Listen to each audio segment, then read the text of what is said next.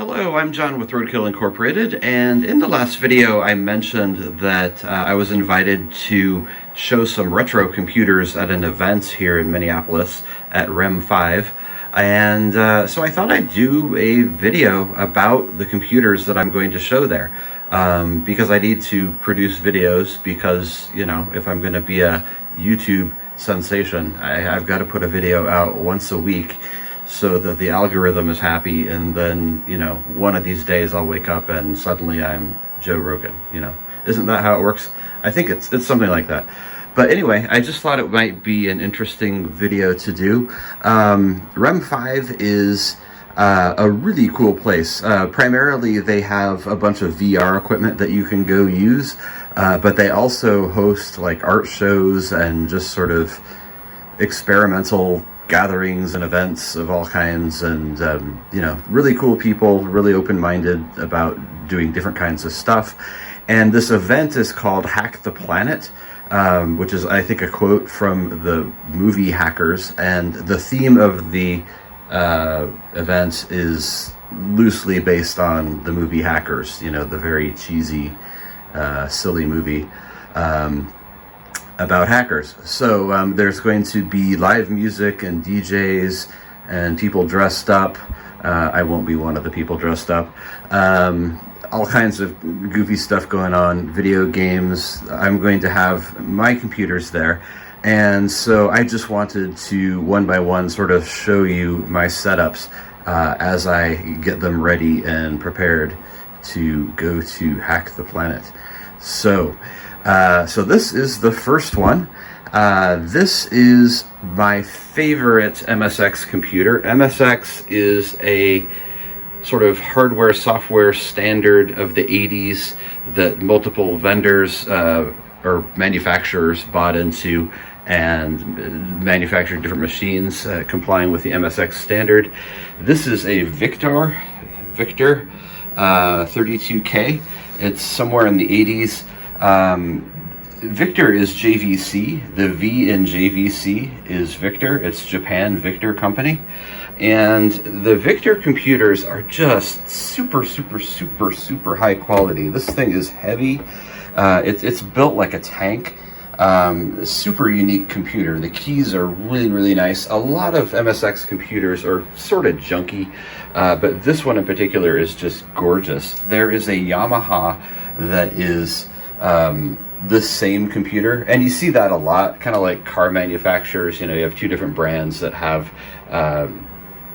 use the same car and put their own name on different cars. There's a Yamaha version of this that is black with a yellow arrow keys, which I really want, but they go for like $1,000. So until I see one for $200 or something, I'm not going to get that. But so anyway, yeah, I wanted to show an MSX machine fully running. This is a game, Ski-On, MSX1 game, sort of a Xevious kind of game. I couldn't figure out how to make it two-player. I don't know if there is a two-player mode, so I'm just putting two joysticks there because I think it looks kind of cool to have joysticks on either side. And the funny thing is, either joystick works. So you can actually have two people using them at the same time, kind of fighting each other. And then you can also use the arrow keys. So this is my Amdec 300A color or composite monochrome monitor. Beautiful monitor.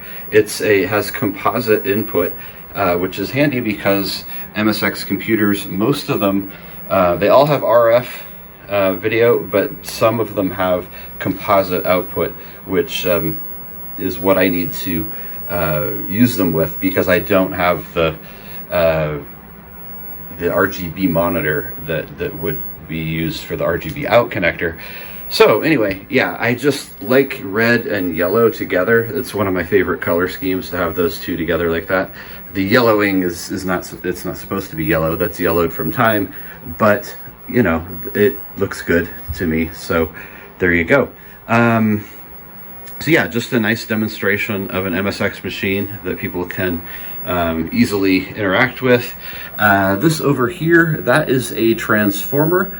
This is a Japanese machine, which means it's 100 volt, whereas we are 110. So the transformer takes it down from 110 to 100 power. The Japanese power connectors match the US power connectors, so it's tempting to think you can just they're just interchangeable, and they are, but the problem is the 110 over time, when it should be 100, will slowly damage a Japanese built machine. So you want to use that transformer so that you don't damage the computer. So on to the next. Oh, and one other thing about this monitor that I forgot to mention. I tried to use a magic eraser to clean off this little spot. I don't know if you can see it on this monitor. And the monitor just started melting. It's the strangest thing. It's like it was dirt. It just kind of like poured down the monitor. Long story short, I asked my friend Joel about it, and he referred me to an Adrian Black video. And Adrian talks about how these old monitors actually have like a mesh on the screen, and you can feel it. It's just sort of a strange texture instead of being really smooth. And so what happens is when you get it wet, the little pockets in the mesh fill up with water, and it looks like mud. And then when you touch it, it's kind of like velvet or something. Like it smears in one direction and then the other direction. So I was horrified. I thought I destroyed my monitor, but thinking about it, I just realized maybe it just needs to dry off. And so sure enough, after like a half hour, I came back and it was perfect again. But Adrian demonstrates in his video, you can actually cut the mesh off the screen and peel it off, and then it's like several levels brighter because the mesh has been like coated with dirt, and there's dirt behind it over the years. So I'm tempted to do that, but then again, I don't want to lose the original look and feel. So, but anyway, just wanted to mention that, a really bizarre experience. Glad that I didn't destroy my monitor, because it took a long time for me to find this, and it's a great little monitor. So on with the show. All right, so next up, what is this? This is a Commodore Amiga 1000, the original Amiga, the first Amiga, running the game Marble Madness off of floppy disk. And I actually forgot that the Amiga 1000 is unique because it has a two-part operating system, Kickstart and then Workbench. Newer Amigas, well, newer, 30 years old, have Kickstart on ROM, but they didn't finish the OS in time for the Amiga 1000, so they put both halves of the OS on disk, so you have to boot up Kickstart and then Workbench. So I forgot that. I had to boot up to Kickstart, and then it will let you put a game disk in and you can boot up, whereas newer Amigas have Kickstart on ROM. You turn it on, Kickstart's already there, and then you can do the OS, which is Workbench, or put in a game disk. So anyway, there's that. Figured it out. Why is this machine special? It might not resonate with a lot of people, but when the Amiga 1000 came out and you went to the mall and you saw it there in a computer store, first off, it was unattainable. It wasn't as expensive as some computers, but it was still pretty darn expensive. So it was this amazing thing that, you're never going to get. And there it is. And it's in the computer store. And chances are it was running one of only a few pieces of software. And one of them was Marble Madness. So you were seeing it playing this game, this amazing game that just looked so much better than anything you'd ever seen before, on this unattainable computer, and there's probably a line of people waiting to play it, so you didn't even get to play it. So there are certain people out there who, when they see this, will just completely freak, because it will take them right back to that super geeky moment back in their childhood when they saw the Amiga for the first time. So of course, people nowadays, who knows? They probably just think, what is this old crappy computer? But anyway, yeah, so it's the Amiga 1000. It's got the 1080 original monitor, two tank mice. These are These mice are called tank mice. I wanted to have trackpads going, but both my trackpads seem to be non-functional. I'd never actually used them before. Oh, I say trackpads, I mean trackballs. Neither of my trackballs was working. So I have two mice here. There's a red ball and a blue ball, so I'm hoping people will realize that's what the two mouse pads are for. I might actually write on them like blue ball, red ball. And I've got it set up so you can play two-player, and you just click go. Hopefully that's straightforward enough. And you can hear the sounds of the disk drive. Another thing that, you know, triggers nostalgia for certain people. And the monitor's a little screwed up. Okay, so here we have the music. This is the blue ball on the blue pad. It's moving along. And I'll try the red. Oh, red's behind. Oh, look at that. Not easy to do while recording here. So yeah. But I think in a sort of party scenario, this will be fun for people. Alcohol will probably help. Yeah, almost there. Ooh. All right, so I win twice. So yeah, there you have it, Amiga 1000. I think this will go well. So on to the next machine. All right, so next up is the 20th anniversary Mac, or TAM, T-A-M. I thought I would have this on display playing Myst, the multimedia video game that was pretty revolutionary at its time. Obviously this is an interesting computer to look at. You've got the big subwoofer here, you've got amazing sound, you've got the CD-ROM drive, which, you know, at the time that was pretty cool. Yeah, it's a goofy computer. It sort of symbolizes a certain period of computing history. We went from having 800K floppy disks to suddenly having a 680 megabyte or so CD-ROM drive. And so with all of that huge amount of space, suddenly computers could play video and digitized audio and just all kinds of stuff. So it really brought multimedia. The CD-ROM really brought multimedia to computers, and there was just this explosion of taking advantage of that. Basically, suddenly people were freed up to just have all kinds of media.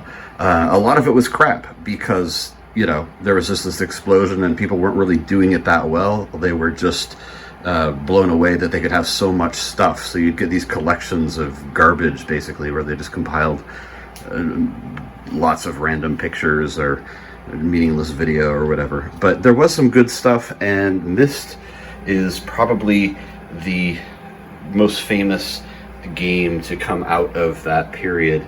It was definitely a classic. It looks kind of cheesy now, but you know, back then it had a lot of wow factor to it. So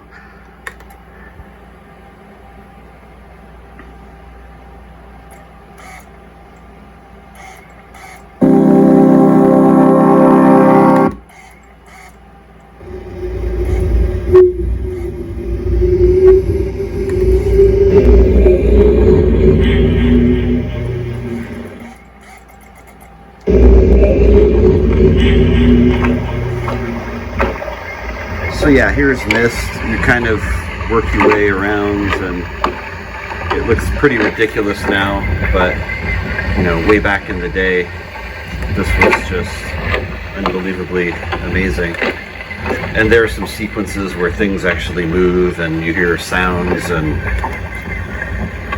you know, it just, it's incredibly dated, but I think hopefully the audience will appreciate it to some degree, and especially on this computer. I've already done a video on this computer, so if you want to hear more about the TAM, definitely check that one out. Okay, next we have my three old Toshibas. These things are just crazy old machines. I sent a picture of them to my friend Cheyenne, and he just said one word. He said battleship, and I was like, yeah, battleship. That's what these are. That makes total sense somehow. Yeah, they're just these old dinosaurs of computers, but they're working perfectly, and they're just really tough. There's just something totally industrial about them. I mean, this one's got a laptop or a briefcase lock on it. They're just really interesting machines. Shout out to my friend Steve, who got me set up with these games. I wouldn't have known what to do with them otherwise. But these are games that are classics. You know, Space War, one of the first video games. A lot like Asteroids. Then, you know, Rampage. I think people are still pretty familiar with Rampage. And Prince of Persia, the sequel to Curating. So they all have hard drives. This guy will boot to the hard drive. These two will not boot to the hard drive because the battery is dead, and so the BIOS cannot save a setting that says boot to hard drive, and the default is boot to floppy. So because the battery cannot save that setting, it can't reboot and boot to the hard drive because the setting resets because there's no battery. So that could be resolved later on, hopefully. Yeah, but for the time being, Steve set me up with bootable DOS disks for these two on the side that boot to DOS and then can launch the games. And then this guy in the middle just goes right to, boots right to the hard drive and then lets you pick a game. So anyway, hopefully there's room for these. I know I'll be showing the first 3 computers I showed you. But there might not be room for these. Hopefully there is, because I think people would enjoy these games and like looking at these old computers. Alright, so what I've shown you so far are the ones that are going to be on display for actual use, but I'm also bringing 2 shelves full of computers for display, for people to look at.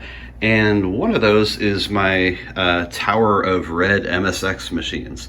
MSX is kind of strange. It was a standard that was produced by multiple manufacturers, and they tended to have a red model in each line, kind of like Apple does with iPhones and iPods.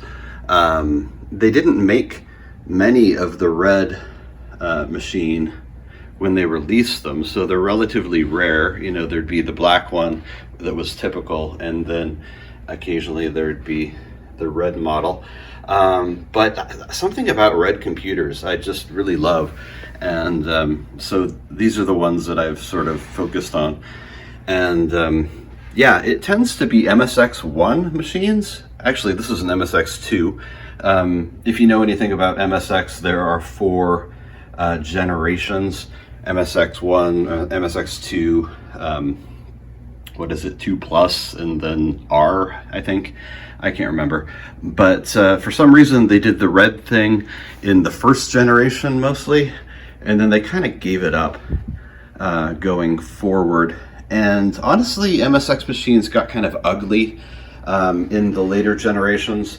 Eventually they started looking a lot like VCRs with keyboards, kind of in line with a lot of the sort of multimedia machines that were coming out at the time. So yeah, I kind of have lost interest in the newer models, and I kind of stick with these older ones. But yeah, I've got the poster MSX computers since 1983. They were very popular in Asia and South America and Eastern Europe, I think. But they didn't catch on like in Western Europe or the United States. I consider myself a retro computer person, and I hadn't seen them, I hadn't heard of them until 2 years ago. So that tells you how few there were in the United States. And they're just so interesting though, because, you know, here's, you know, Japanese, most of mine are Japanese or Middle Eastern. This one has Arabic characters. So yeah, they're really interesting. You can generally change the language on a lot of these because they were sold to different markets. But yeah, really cool old computers that I continue to have fun with. So there's the MSX tower. All right, so here's the other tower of computers I'm bringing along. Possibly not as interesting as the red MSX tower, but still some pretty weird stuff. And yeah, I'm definitely going for the sort of bizarro factor here. Want to show people some things they haven't seen, and there are definitely some of those.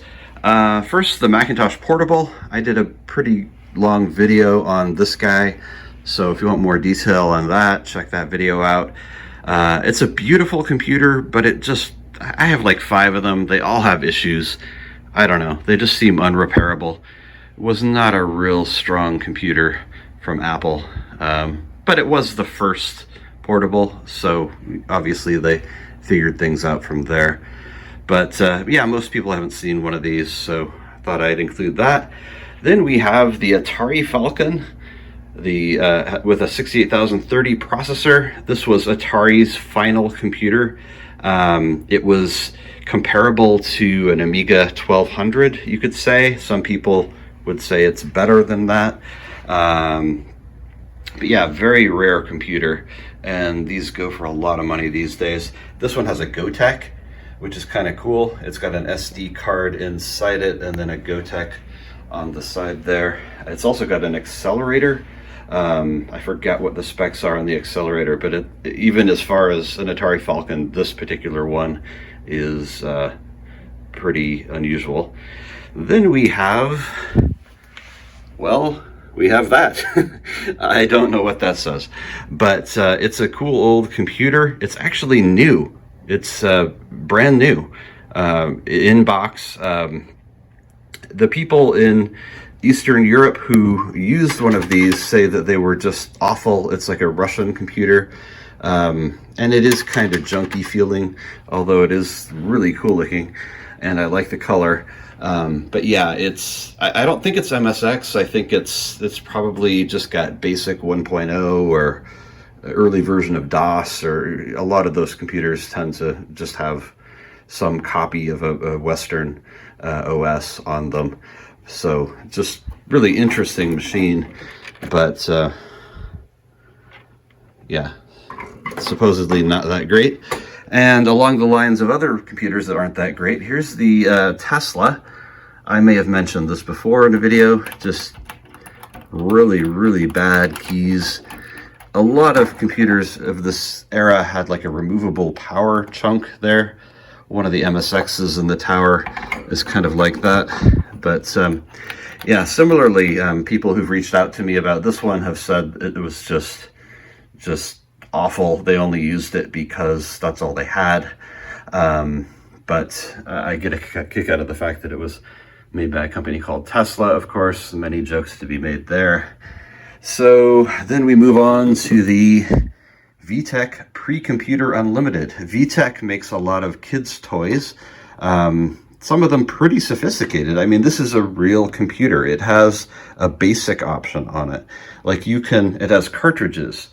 You can hook it up to, different components and stuff like that. So you power it on, and it has a menu of all these things you can do: games, programs, word processors. You can go to basic. You can load programs off of, I don't know if it was a disc or a tape, but yeah, it's a computer. It's a full computer. I was going to have one of these running at the show, but I don't know. It wasn't much fun. Like you have these menus of stuff, and the stuff just isn't that entertaining. So I didn't think people would want to look at flashcards of math problems. So I didn't bother with that. So anyway, this is the second shelf, and I think that's it for the introduction of all the materials I'm bringing. So we'll see how it goes. I will try to get some footage at the show, and I'll let you know how it worked out.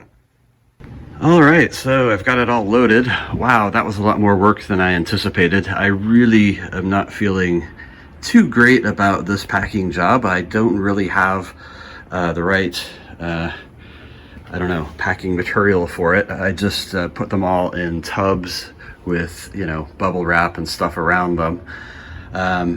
Yeah, but it is only a short drive and it's a one-time deal, so not like I'm doing this every weekend or something. These shelves are really awful. They're just terrible. When you pick them up and try to move them around, they completely fall apart in these little black pieces that split in half, and then you end up sitting on the floor spending a half hour trying to reassemble them. So I think I got them together tightly, such that if I handle them carefully, they won't fall apart again, knock on wood, but we'll see. So anyway, I will close up the van and all of these computers will sit here in a humid garage for a few hours until it's time to leave, and then we'll see what happens when we get there. Okay, I don't know if you can hear me, but everything is set up, which is such a huge relief. This is REM 5. You can see the VR pods. There are whole other sections that are dedicated to VR too. So I'm in the back here. So yeah, it's looking good. Got Marble Madness going. There's the MSX machine. There's mist floating up. Can't really hear the sound, but that's fine. Actually, you can a little bit. There you go. So these machines are looking good. And there's Rampage. This is a power book that's set up to do a contest. People who are paying to come in here are going to use a floppy disk to retrieve like a hidden message. So this power book is one of the machines I had that was capable of reading a floppy disk. So that's what that's there for. And then we have the towers of computers, which are looking good. REM 5, we got some lasers going on. I don't know where they went, but there they were. There they go, okay. And yeah, so I'm very relieved that things worked out well, and now I can maybe actually enjoy myself for 3 minutes before I succumb to more anxiety. So anyway, I'll let you know what it looks like when people are here. So I'll give you a little tour of REM 5. It's just a really fascinating place, full of technology. All of these pods, you know, they'll help you, you know, basically play any AR experience or VR experience you're interested in. Then here's a little more private.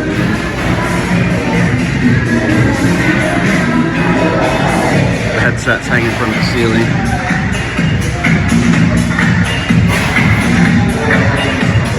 They host VR art galleries that I participated in. Basically, your art is in VR, and then they have, you know, group meetups that hang out there. Worked well during COVID.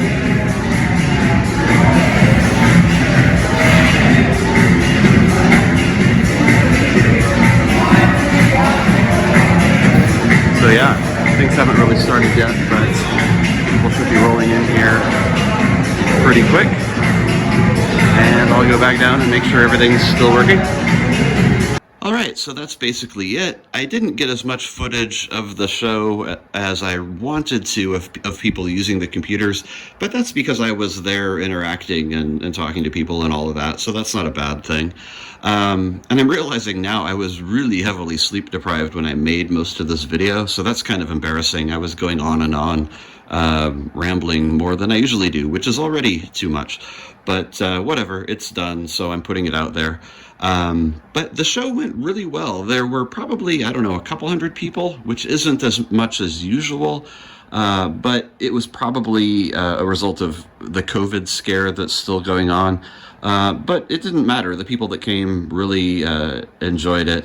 They loved the computers. They hadn't seen anything like that before. Definitely Marble Madness was the biggest draw, the two-player aspect of it.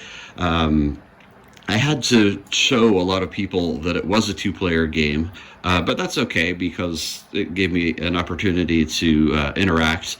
A lot of people didn't understand that the levels needed to load. So when it would load for 30 seconds, they would think that a computer was broken or there was something wrong, and some of them tried to power them on and off, that kind of thing. So that was kind of amusing to see. The Toshibas were popular. The barrier to using those, though, was definitely the keyboard commands, but several people figured them out and did pretty well with those, stayed with them for 10, 15 minutes playing a game. So that's cool. Myst was not a draw at all. People were interested in that computer, but they didn't want to play Myst, which makes sense because it's really dated. But it's interesting with these shows because it's kind of a science experiment. You put together something and you think you know what's going to happen, but then people show up and they give you a different result than you expected. I thought the racks of computers would be the biggest draw, because those are most interesting to me, but people pretty much ignored them. I even had one guy refer to them as keyboards. He said, "You have a nice keyboard collection," and I had to point out that those are actually fully working computers and not just keyboards. So that's pretty strange. But I think in the future I would definitely work on interactive elements, having more joysticks and obvious things for people to do, as opposed to things just sitting there looking nice. So anyway, yeah, I had a great time, great experience. I owe a lot to Brian and Amir for putting this together at REM 5 and giving me these kinds of opportunities. So yeah, that's it. If you're still watching at this point, that's kind of amazing. You must not have much to do today, but thanks for sticking with it, and I'll talk to you next time. My projector died. If I can power it. Oh no, really? I'm moving on. Okay.